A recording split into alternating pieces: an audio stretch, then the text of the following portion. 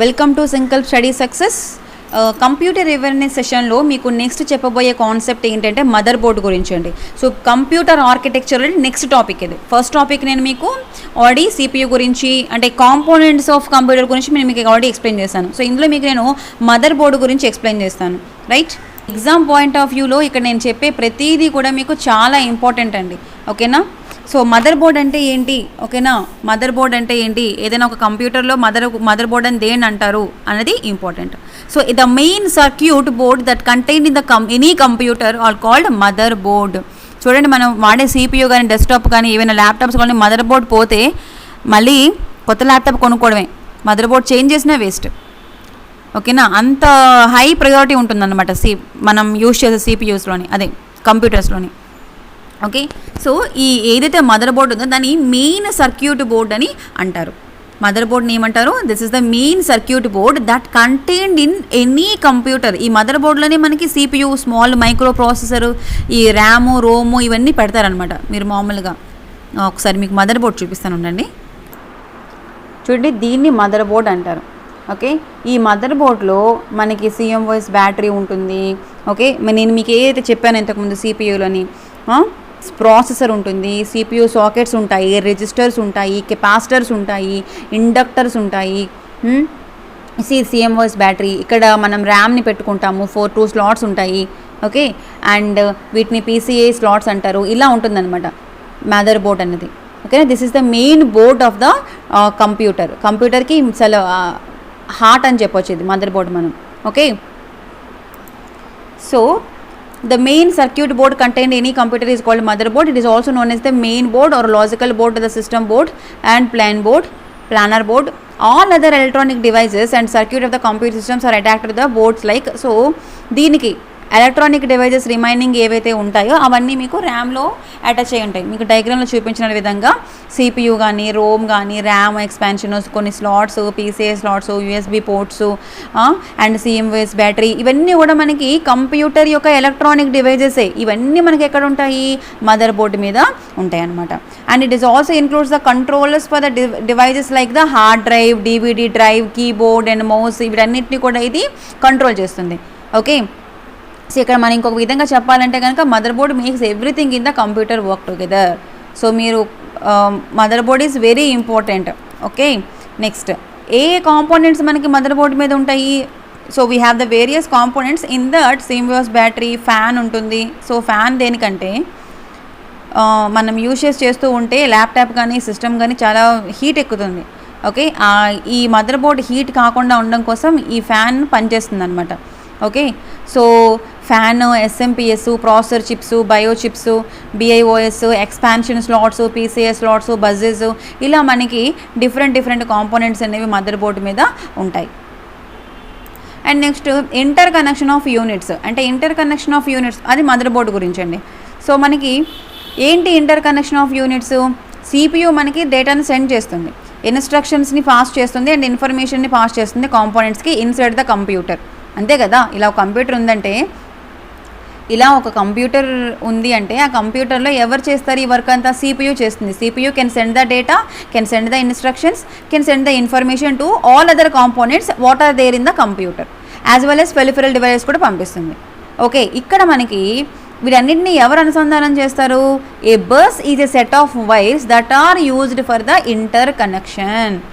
Right, ఈ CPU నుంచి instructions అన్ని ఒక డివైస్ నుంచి ఇంకో డివైస్కి ఎలా వెళ్తున్నాయి? Through connection. ఆ ఇంటర్ కనెక్షన్ ఏమంటారు? బస్ అని అంటారు. ఓకేనా? ఎందుకు ఈ బస్ అని వచ్చింది? ఫర్ ఎగ్జాంపుల్ మీరు ఒక ప్లేస్ నుంచి ఇంకో ప్లేస్కి విజిట్ చేయాలనుకుంటున్నారు, అది ఎలా వెళ్తారు? అయితే కాలినడక మీద వెళ్ళాలి, బై వాక్ వెళ్ళాలి, లేదా బస్ ద్వారా వెళ్ళాలి, లేదా ట్రైన్ ద్వారా అలా వెళ్ళాలి కదా. సో అదే ఇక్కడ ఉద్దేశంతో ఏంటంటే కనుక బస్ అనే పేరు పెట్టడం జరిగింది. ఏ బస్ ఇది set of wires that are used for interconnection where each wire can carry 1 bit of data. ఇక్కడ ఇది మనకి ఇంపార్టెంట్ పాయింట్. ఓకేనా? సో ఏమడుగుతారు క్వశ్చన్లో అంటే కనుక bus contains how many number of bits of data. Okay, here each wire can carry the 1 bit. 1 bit, మళ్ళీ bit byte దానికి డిఫరెన్స్ చూసుకోండి, ఓకేనా. And bus is set of electronic signals ఉంటాయి, పాత్వేస్ ఉంటాయి that allows the information and signals to the travel between the component inside and out side the computer. So for example ఇక్కడ ఒక component ఉందమ్మా, ఇలా ఒక component ఉందమ్మా. So ఈ రెండుకి మధ్యలోని ఇన్ఫర్మేషన్ ఎలా పాస్ చేస్తుంది ఇక్కడ నుంచి ఇక్కడికి? We have the bus. So bus ఇక్కడ ఎలా acts as a path between these 2 components, inside కాంపోనెంట్స్కి అవుట్ సైడ్ కాంపోనెంట్స్కి సిగ్నల్స్ని ట్రావెల్ చేయడానికి మనం బస్ని యూజ్ చేస్తాము. బస్లో 1 బిట్ డేటా అనేది మనకి సేవ్ అవుతుంది, ఓకేనా. సో అలాగే మనకి కంప్యూటర్ బస్లోని మనకి 2 టైప్స్ అనేవి ఉంటాయి, ఒకటి ఇంటర్నల్ బస్సు, ఇంకోటి ఎక్స్టర్నల్ బస్సు, ఓకేనా. సో కంప్యూటర్ బస్లో we have the internal bus, అలాగే ఎక్స్టర్నల్ బస్. ఇంటర్నల్ బస్ అంటే ఏంటి? It connects the component inside the motherboard, not outside, ఓకేనా. Inside the motherboard. ఇప్పుడు మీకు మదర్ బోర్డ్ ఇలా చూపించాను, ఇలా చాలా పార్ట్స్ ఉన్నాయి కదా. సో ఈ వీటి నుంచి వీటికి కనెక్షన్ ఉంటే దాన్ని ఏమంటారు? ఇంటర్నల్ బస్ అని అంటారు అనమాట. Internal bus components will connect the inside the motherboard like CPU and the system memory. It is also called the system bus అని అంటారు. సో ఇక్కడ క్వశ్చన్ ఎలా వస్తుందంటే which of the following is system bus, which of the following is called system bus, that is internal బస్సా, external బస్సా, మదర్ బోర్డా, CPU అనే ఆప్షన్స్ వస్తాయి అనమాట, ఓకేనా. సిస్టమ్ బస్ అనేది ఏంటి అంటారు? ఇంటర్నల్ బస్ని అంటారనమాట. అండ్ నెక్స్ట్ వన్, ఇంటర్నల్ బస్లో మనకి మళ్ళీ ఎలాంటి బస్సెస్ ఉంటాయి అంటే కనుక ఇంటర్నల్ బస్లోని the commands to access the memory or IO devices that are carried with the control bus, ఓకేనమ్మా. యాక్చువల్గా బస్లో మనకి ఇంటర్నల్ బస్లో మళ్ళీ ఎవరైతే ఇన్పుట్ డివైజెస్ అవుట్పుట్ డివైజెస్ నుంచి ఏవైతే కమాండ్స్ వస్తాయో ఆ కమాండ్స్ని ఎవరు యాక్సెస్ చేసుకుంటారంటే కనుక కంట్రోల్ బస్ చేస్తుంది, okay. And internal bus is also address bus and data bus. అంటే ఇక్కడ ఏంటి? the address of the IO devices or memory is carried IO devices is carried by the control bus. That was completed. చూడండి ఇక్కడ the address of the IO devices or memory is carried by the address bus. So ఇక్కడ మనకి కమాండ్స్ని access చేసేది ఎవరు? Control bus. వాటి యొక్క అడ్రసెస్ని carry చేసేది ఎవరు? అడ్రస్ బస్, ఓకేనా. డేటాని ట్రాన్స్ఫర్ చేసిన బస్ని డేటా బస్ అని అంటారు. అర్థమైందా అండి? కన్ఫ్యూజ్ కాకండి. మనకి బస్లో ఇంటర్నల్ బస్సు, ఎక్స్టర్నల్ బస్ అనే 2 టైప్స్ ఉంటాయి. అగైన్ ఇంటర్నల్ బస్లోని మనకి control bus, address bus, data bus అనే 3 టైప్స్ ఉన్నాయి. Control bus, address bus and data bus. Control బస్లో మనకి కమాండ్స్ క్యారీ అవుతాయి, ఓకేనా. అడ్రస్ బస్లో మనకి అడ్రస్ అనేది క్యారీ అవుతుంది.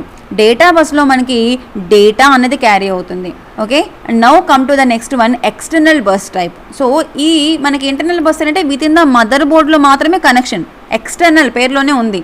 అంటే ఏంటి? బయట కాంపోనెంట్స్కి కూడా కనెక్షన్ ఉంటే దాన్ని ఎక్స్టర్నల్ బస్ అని అంటారు. So here external bus will connect the different external devices. External device అంటే ఆ peripheral devices, printers, scanners, slots, input output ports and drive connections to the rest of the computer, not in the motherboard. Within the motherboard ఉంటే ఆ బస్ని ఏమంటాం? Internal bus అంటాం. Otherwise it is a external bus, okay. So it is also refers the expansion bus. So external బస్ని మనం ఏమంటాము? Expansion bus అని కూడా అంటాము. Bus, internal bus, external bus. In internal bus again we have the control bus, address bus, data bus. External bus is also called expansion bus. Next చూడండి ఇక్కడ small definitions. ఇవే మనకి questions అడుగుతారు competitive ఎగ్జామ్స్ని. UPS అంటే ఏంటి? Uninterruptible power supply. So for example ఏం జరిగేదంటే ఇంతకు ముందు కాలంలోని డెస్క్టాప్, ఇప్పుడు అంటే ల్యాప్టాప్స్ యూజ్ చేస్తున్నాము, పవర్ పోయినా ప్రాబ్లం లేదు, బ్యాటరీ ఉంటే సరిపోతుంది. సో మీరు బ్యాటరీ ఛార్జ్ చేసుకొని ఆ బ్యాటరీ అయిపోయినంత వరకు యూజ్ చేసుకుంటారు, మళ్ళీ బ్యాటరీ పెట్టుకుంటారు, ఓకే బాగానే ఉంది. బట్ ఇంతకు ముందు డెస్క్టాప్ని యూజ్ చేసేవాళ్ళం. డెస్క్టాప్ని యూజ్ చేసినప్పుడు ఏమైందంటే పవర్ సప్లై అనేది ఖచ్చితంగా ప్రొవైడ్ చేయాలి మనం కంప్యూటర్కి, ఓకే. సో సడన్గా పవర్ పోయింది అంటే మనం చేసినటువంటి అంత ప్రోగ్రామ్ ఏదో వర్క్ చేస్తున్నామో, వర్క్ చేస్తుంటే సడన్గా పోయింది అనుకోండి, కరెంట్ పోయింది. సో ఏమవుతుంది? మనం చేసిన డేటా అంతా కూడా పోతుందన్నమాట. అంతా మనం ఆ డేటా అంతటిని కూడా వీ విల్ లాస్, ఓకే. అంతా కోల్పోతాం ఆ డేటా. మళ్ళీ అది మనకి రాదు, సేవ్ అయి ఉండదు. ఎందుకంటే మనం సేవ్ చేయడం మర్చిపోవడం ఏదో ఒకటి అవుతుంది. ఆల్ ఆఫ్ సడన్ పవర్ పోతే ఇది మనకు ప్రాబ్లం వస్తుందన్నమాట. సో అలా ఆ ప్రాబ్లమ్ని మనం రెక్టిఫై చేయడానికి ఏంటంటే కనుక యూపీఎస్ అనేది మనకి వెలుగులోకి వచ్చింది అనమాట. Came into picture, uninterruptible power supply. So అప్పుడు మనకి యూపీఎస్ పెట్టుకునే వాళ్ళు అనమాట డెస్క్టాప్ కంప్యూటర్స్కి. సో దట్ ఏం చేస్తుందంటే కరెంట్ పోయినా ఒక 20 minutes, ఒక 30 minutes, 1 hour అంటే బేస్డ్ ఆన్ ద యూపీఎస్సి ఇక్కడ యూపీఎస్సి కాదు, యూపీఎస్ అన్ఇంటరప్టెడ్ పవర్ సప్లై అయితే ఉందో అది depending on that battery size company బట్టి పవర్ టైం అనేది ఇచ్చేదనమాట. సో ఆటోమేటిక్గా అది బ్లింక్ అయ్యేది, కరెంట్ పోగానే అది ఒక ఇండికేటర్ ఇస్తుంది. ఇండికేటర్ ఇవ్వగానే మనకు అర్థమవుతుంది ఎస్ కరెంట్ పోయింది. So as soon as possible మనం అన్ని వర్క్స్ని కంప్లీట్ చేసేసుకొని షట్ డౌన్ చేసేయాలి డెస్క్టాప్. సో దీనివల్ల ఏమవుతుందంటే మనం చేసినటువంటి వర్క్ అయితే ఉందో అది లాస్ కాకుండా ఉంటామన్నమాట. ఓకే, సో ఇదంతా నేను ఎందుకు చెప్తున్నానంటే అన్ఇంటరప్టబుల్ పవర్ సప్లై అంటే ఏంటనేది. అన్ఇంటరప్టబుల్ అంటే పవర్ సప్లై ఇంటరప్షన్ లేకుండా మనం కంప్యూటర్కి ప్రొవైడ్ చేయడానికి మనం యూజ్ చేసే దాన్ని ఏమంటారు, యూపీఎస్ అని అంటారు. And next buffer is a temporary storage where register holds the data for further execution. ఓకేనా, బఫర్లో మనం టెంపరీగా స్టోర్ చేస్తాం, ఆ తర్వాత మనకి రిజిస్టర్స్ అనేవి ఎగ్జిక్యూషన్ పార్ట్ చూసుకుంటాయి అనమాట. ఇవన్నీ మనకి కాంపిటేటివ్ ఎగ్జామ్స్లో ప్రీవియస్ ఇయర్ వచ్చినటువంటి క్వశ్చన్స్ ఇవి. Okay, what is the purpose of UPS? Either UPS stands for, just they ask UPS stands for uninterruptible power supply, either universal power supply, ఇలా అడుగుతారు అనమాట క్వశ్చన్స్. ఓకే, అండ్ అక్యూములేటర్ అంటే ఏంటి? It is a register in a CPU in which intermediate arithmetic and logical results are stored. So ఎక్కడ మనకి arithmetic and logical results store అవుతాయి CPUలోని, accumulator దగ్గర స్టోర్ అవుతాయి అనమాట. Okay, again they ask the question like this, which of the in CPU who can store the arithmetic and logical results? So is that buffer ఆ accumulator ఆ? Answer is accumulator. Buffer ఏంటి? టెంపరీగా store చేస్తుంది. Next నాలుగో ఒక CPU యొక్క processor యొక్క స్పీడ్ని మనం ఎలాగ మెజర్ చేస్తాము అంటే కనుక మిలియన్స్ ఆఫ్ సైకిల్స్ పర్ సెకండ్గా మనం చేస్తామన్నమాట, ఆర్ మెగాహెర్ట్జ్. ఓకే, మెగాహెర్ట్జ్లో కానీ లేదా మిలియన్స్ ఆఫ్ సైకిల్స్ పర్ సెకండ్స్కి ఎన్ని సైకిల్స్ అది చేస్తుంది అనేది మన యొక్క కంప్యూటర్ యొక్క స్పీడ్, ప్రాసెసర్ యొక్క స్పీడ్ని మనం చెప్తామన్నమాట. Okay, and next direct memory access. Direct memory access is a method that allows an input and output device to send or receive the data directly to or from the main memory bypassing the CPU to speed of the memory. So direct memory యాక్సెస్లో ఎలా ఉంటుందంటే కనుక input output device ఉంటాయి కదా, input output device ఏంటి? ఇదే keyboard, mouse, monitor, ఇవన్నీ కూడా మనకి input output devices. So input output device నుంచి మనకి ఇన్ఫర్మేషన్ అనేది ఎలో చేస్తాం, అంటే సెండ్ చేస్తాము, రిసీవ్ చేస్తాము directly. So directly we can send the data from the main memory. How, ఎలా మనం చేస్తాము? Bypassing the CPU to speed up the memory operations. దాన్నే డైరెక్ట్ మెమొరీ యాక్సెస్ అని అంటారనమాట. సో డైరెక్ట్గా మనం మెమొరీని యాక్సెస్ చేసుకోవాలి. This is the method.